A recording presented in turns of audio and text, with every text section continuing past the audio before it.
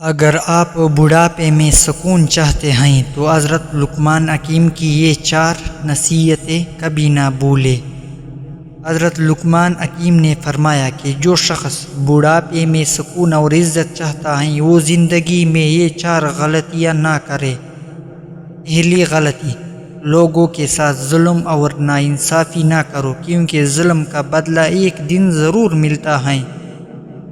دوسری غلطی، اپنے والدین کی نافرمانی نہ کرو کیونکہ ان کی دعا زندگی میں برکت لاتی ہے۔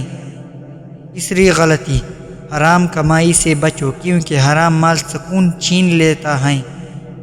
چوتھی غلطی، نماز اور اللہ کی یاد سے غفلت نہ کرو کیونکہ اصل سکون اللہ کی عبادت میں ہے۔ اگر آپ چاہتے ہیں کہ بڑھاپا سکون اور عزت کے ساتھ گزرے تو آج ہی ان 4 باتوں پر عمل شروع کریں۔